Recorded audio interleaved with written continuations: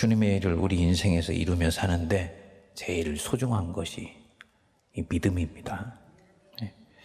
근데 이 믿음이 똑같은 것 같지만 사람의 인생의 주기에 따라서 좀씩 다릅니다. 씨앗 같은 믿음이 있고 막 피어난 싹 같은 믿음이 있고 또 자라난 묘목 같은 믿음이 있고 공중의 새가 와서 깃들 수 있을 정도로 거대하게 자란 거목 같은 믿음도 있습니다. 믿음이 생명이기 때문이에요. 그래서 우리는 흔히 이것을 일컬어서 초급, 중급 혹은 높은 수준의 믿음이라고 얘기를 합니다. 제자들이 바로 이 경로를 통해서 믿음이 자라가고 예수님이 이것을 염두에 두시면서 제자들을 훈련시키십니다. 오늘 본문을 보시면 제자들이 노를 젓고 있네요.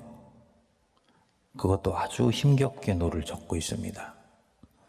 바람이 거세게 불고 있기 때문입니다. 예수님과 함께라면 이제 이 정도 바람은 제자들이 넉넉히 이겨내고 앞으로 전진해 나갈 것입니다. 근데 가만히 보니까 그 배에는 예수님이 계시지를 않아요. 지난번에 광풍이 일어날 때도 예수님이 그 배에 계셔서 그 광풍도 잠잠하게 해주시고 배는 목적지에 도달했었습니다. 그래서 제자들은 이제 확신하게 됩니다. 예수님과 함께라면 절대로 내 인생의 광풍에 좌초되는 일은 없다. 믿음의 삶 계속 살아갈 수 있다. 예수님이 내 인생의 배에 함께 하시고 계시고 좀 더 정확히 말하면 주님이 주인 되시고 선장 되신 배에 나는 초대받아서 그 걸음을 걷기 때문이다. 그런데 지금 이 뱃길에는 예수님이 계시지를 않습니다. 예수님이 무리를 작별하신 후에 배를 띄워서 제자들을 바다 건너편으로 건너가게 하시고 당신은 기도하러 산으로 가셨기 때문이에요. 배에 예수님이 안 계신데 바람이 불어서 배를 뒤흔듭니다. 그래서 본문 말씀에 보면은 48절에 제자들이 노를 졌는데 너무나 힘겹게 노를 젓고 있다고 그렇게 보고를 합니다. 묵상해 보면 꼭 우리 모습 같아요. 장로님도 기도해 주셨습니다만 이 거칠고 황망한 인생 바람에 시달리면서 힘겹게 노를 젓고 있는 우리들 모습 같습니다. 바람에 시달리는 제자들이 아우성치지 않았을까요? 우리 예수님 어디 가신 거야? 우리가 이렇게 힘든 거 알고는 계신 거야? 주님이 도대체 어디서 뭘 하시고 계시는 거야? 아우성치고 있는데 뭔가 유령 같은 것이 자기들 앞에 나타난 거예요. 바람에 노져오면서 시달리는데 그 앞에 유령까지 나타냈으니까 얼마나 혼비백산했겠습니까? 그런데 유령이 아니네요. 누구십니까? 주님이세요. 우리 주님이 그 어둠을 가르시고 말씀하세요. 안심하라. 내니 두려워하지 말라. 얼마나 이 음성이 기쁘고 반가웠을까요? 주님이 다 지켜보시고 계셨던 겁니다. 그 배에 안 계시고 멀리 산에서 기도하고 계셨었는데 제자들이 풍랑을 만나 시달리고 두려워하는 것을 다 보고 계셨던 거예요. 48절 한번 보십시오. 바람이 거스름으로 제자들이 힘겹게 노젓는 것을 보시고 그랬습니다. 지금 제자들은 바람에 시달리는데 주님도 옆에 없고 안 보이시니까 얼마나 두렵겠습니까? 그런데 주님은 다 보고 계셨다. 그래서 힘들어하는 제자들 빨리 위로해 주시고 그 바람에서 구원해 주시려고 주님께서 서둘러 오신 거예요. 여러분, 왜 예수님이 무리를 걸어 오셨을까요? 제자들한테 당신이 메시아라는 거 보여주시려고? 아니에요. 이때까지 우리가 묵상해 본 바에 따르면 예수님은 절대로 자기 자신을 위해서는 능력을 사용하시지 않으세요. 메시아적인 능력을 보이실 때도 누군가를 돕고 섬기는 것을 통해서 자연스럽게 메시아됨이 제자들에게 드러났어요. 절대로 자기 자신을 직접 메시아라는 것을 보이시려고 어떤 능력을 사용하시는 경우는 없었습니다.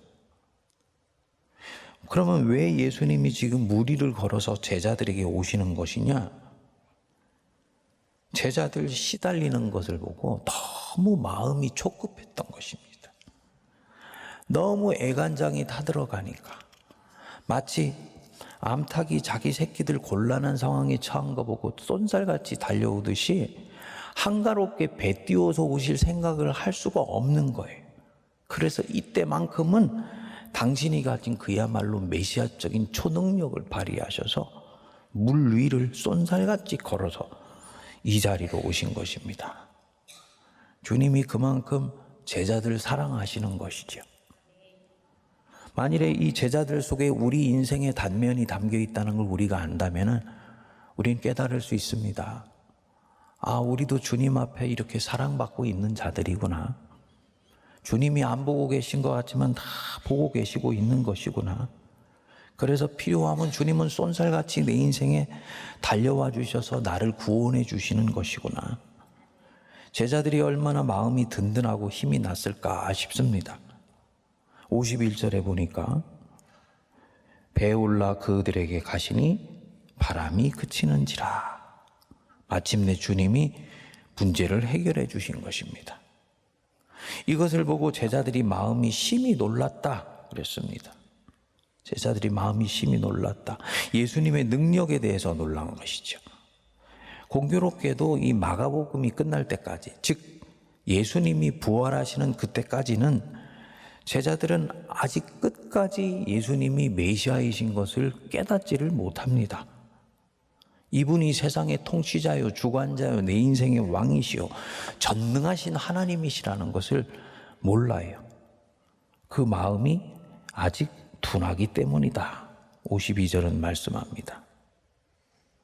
서도의 믿음의 단계가 있다고 말씀을 드렸지요. 초보의 믿음이 있고 중급의 믿음이 있고 고급의 믿음이 있다.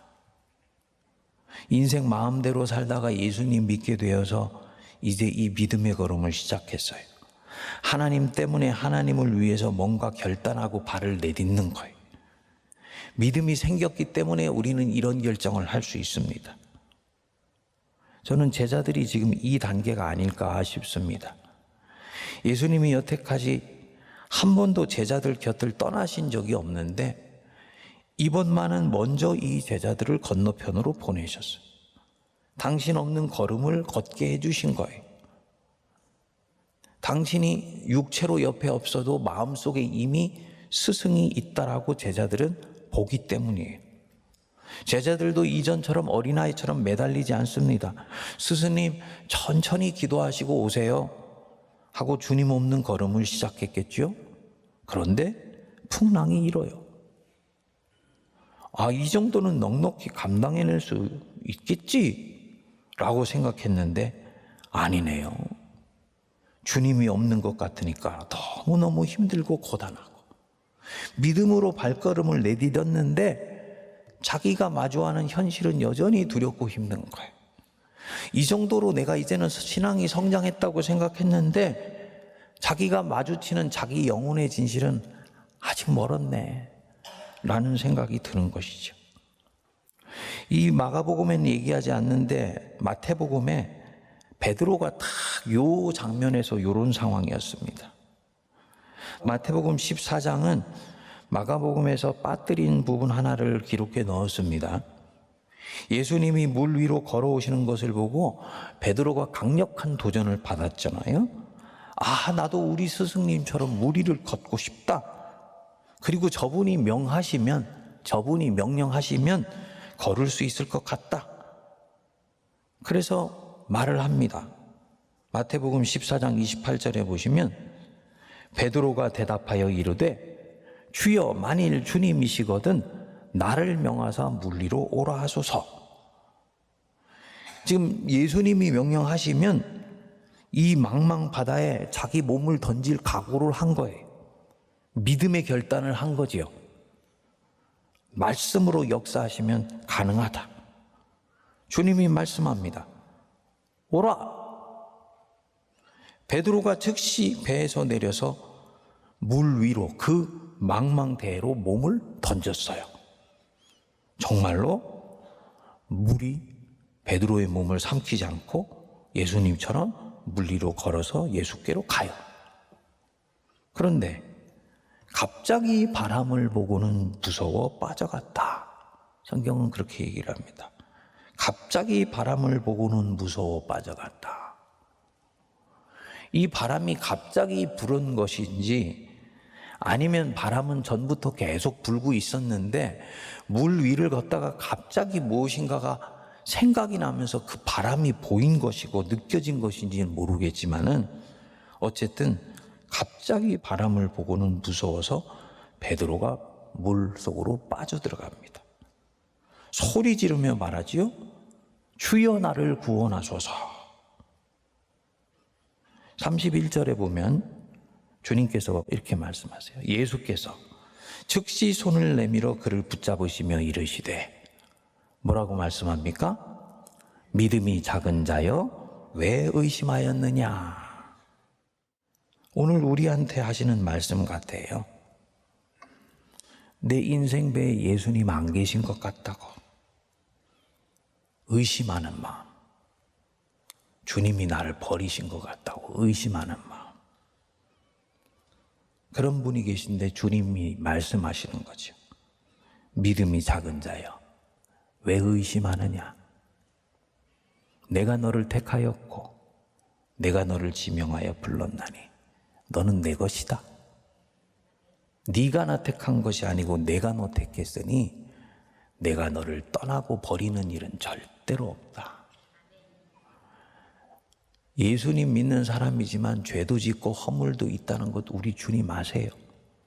우리 주님 우리가 깨끗하기 때문에 받으시는 게 아니에요. 택하셨기 때문에 받아주시는 거예요. 그러면 내가 주님 앞에 잘하고 잘못하고 때문에 주님이 가까이도 하시고 멀리도 하시고 나를 취하기도 하시고 나를 버리시기도 하시는 그런 분 아니시라는 거죠. 그런데 나는 주님이 나를 떠난 것 같이 느끼는 거예요. 그런 분에게 주님이 말씀하세요. 믿음이 작은 자여 왜 나를 의심하느냐. 주님이 또 없는 배 타고 항해하다가 인생이 좌초될까 봐 두려워하죠. 주님이 있는 배면 괜찮은데 주님이 떠나서 안 계신 배 타고 가는 것 같으니까 전능하신 주님을 지금 의심하는 것입니다. 피부로 와닿게 있으나 피부로 안 와닿게 있으나 주님은 동일하게 내 옆에 계시다는 것. 보네퍼가 아주 유명한 얘기를 했습니다. 당신이 하나님께 버림받은 것 같이 느낄 때 하나님은 당신과 가장 가까이에 계십니다. 주님이 없으신 배 타고 항해하는 것 같다. 그래서 내 인생이 좌초될 것 같다. 이거 뭐냐? 전능하신 주님을 의심하는 것이다. 주님 말씀하시는 겁니다. 믿음이 적은 자여 왜 의심하느냐. 베드로 같은 경우는 믿음으로 결단해서 걸음을 내딛었는데 바람이 불어오니까 무서워하고 불안해합니다. 믿음이 초급 단계를 벗어났을 때 오는 과정이에요. 이 정도는 의연하게 대처할 수 있을 줄 알았어요. 이 정도의 바람에는 미동도 하지 않고 내가 견뎌낼 수 있을 줄 알았어요. 그래서 망대를 세우기에 비용이 얼마나 드는지 나는 계산 끝났고 이 부분에서는 나는 아주 명료하고 단호하다. 물 위로 주님이 명하시기만 하면 절대로 삼켜지지 않고 주님께로 똑바로 걸어갈 수 있다 라고 생각하고 물에 자기를 던진 거예요. 그런데 아니었던 거예요. 바람을 보고 무서워서 영혼이 물에 빠져들어가는 거예요. 주님이 서서히 물에 빠져 허우적대는 듯 허둥대는 내 영혼을 손을 붙들어서 건져내시며 말씀하시는 거죠. 믿음이 작은 자여, 왜 의심하였느냐? 사랑하는 여러분, 내가 지금 믿고 따르는 이분, 하나님이시라는 것 의심하지 마십시다. 내가 믿는 이분은 잡신 아니잖아요. 그야말로 천지를 창조하시고 세상을 주관하시는 하나님이시잖아요. 내가 그분과 함께 가는 걸음이에요. 그러면 이분의 손에 붙들린 내 인생은 은혜와 평강으로 반드시 역사될 수 있다는 것 믿어야죠. 이거 의심하면 안 되지요. 내 앞에 지금 예수님이 보고 계시지요. 내가 그분을 향해 걷고 있으면 그분의 시선 앞에 있는 나는 절대로 안전하다는 걸 믿어야죠. 주님의 시선으로부터 멀어진 것 같아도 주님은 저 산에 계시고 우리는 배 타고 있어도 주님은 이미 내가 어떤 상황이고 처지인지를 다 보고 계신다는 것 알아야 되죠. 그렇기 때문에 흔들리는 일이 없어야 된다는 것입니다. 믿음이 적은 자여, 왜 의심하느냐? 무리를 걷는 위험천만한 일이라도 절대로 잘못되는 일이 없어요. 바람이 귓전을 때린다. 살속을 파고든다. 당연히 이 순간 우리가 가졌던 모든 감각은 주님께로부터 시선이 돌려져서 이 바람으로 가요. 그 순간이 바로 내 마음이 흔들리는 순간이에요. 그리고 이것은 지극히 연약한 우리로서는 인지상정이에요. 우리는 약하니까. 하지만 말씀에 의지해서 빨리 우리 시선을 주님께만 고정시키실 수 있게 되기를 바랍니다. 주님 다시 눈빛 바라보고 앞으로 가야 되는 거죠. 의심하는 마음이 찾아왔다. 의심 안 하려고 몸부림친다고 의심이 날아갑니까? 제가 스스로를 살펴본 바에 의하면 안 그렇더라고요. 의심하는 마음이 찾아왔다는 것이 내 영혼의 진실이에요. 그러고 싶지 않았지만은 불안하고 염려가 되고 걱정이 된다? 이게 내 영혼의 진실이에요. 왜 불안해하고 염려하냐고 자기를 닥달하고 애써 부정한다고 그 불안한 마음이 날아가냐? 아니요. 더 불안해지고 더 두려워져요. 어떻게 해야 됩니까? 정직하게 인정하고 기도해야 되는 거예요. 하나님, 제가 이렇게도 믿음이 없습니다. 제 믿음 없는 것 인정합니다. 주님 저에게 믿음을 더하여 주십시오. 기도하면 주님이 우리의 부족한 믿음도 채워주세요. 그리고 우리 속에 평안으로 역사되는 일이 나타나는 거예요. 바로 이 단계에 가서 마음에 평안이 왔을 때 견고하게 말씀을 붙들어야 됩니다. 어떤 말씀이냐? 도약하는 말씀. 믿음에 도약하는 말씀. 아, 그렇지. 불안해하고 염려했던 것은 내가 아직 놓지 못한 무엇인가가 있기 때문이야. 신앙과 불신앙의 경계선상에서 여전히 줄타기하고 있기 때문인 거야. 그래서 어느 경우에는 믿는 것 같고 어떤 경우는 안 믿는 것 같은 이 경계선상에 내가 서서 외줄타기 하듯이 지금 신앙생활하고 있기 때문인 거야. 그래서 불신앙의 이 경계선과 신앙의 경계선에 있는 나를 놓아버리고요. 주님께로 나를 던져버리는 거예요, 이 순간에. 로마서 14장 8절 말씀이 바로 그 말씀이에요. 우리가 살아도 주를 위하여 살고 죽어도 주를 위하여 죽나니 그러므로 사나 죽으나 우리가 주의 것이로다. 내 마음이 여기 딱 이르면 우리 마음에 평강이 역사되는 줄 믿습니다. 아, 살아도 주를 위해 살고 죽어도 주를 위해 죽으면 내 이후에 무슨 일이 전개되든 그게 왜 걱정되고 왜 염려가 되냐 하는 이 담력이 찾아오는 것이죠.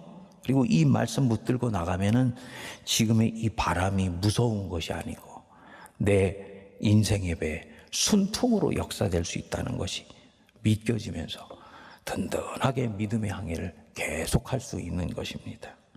사랑하는 여러분, 주님이 주신 말씀 붙들고 같이 기도하십시다. 나를 흔들어 깨우는 말씀.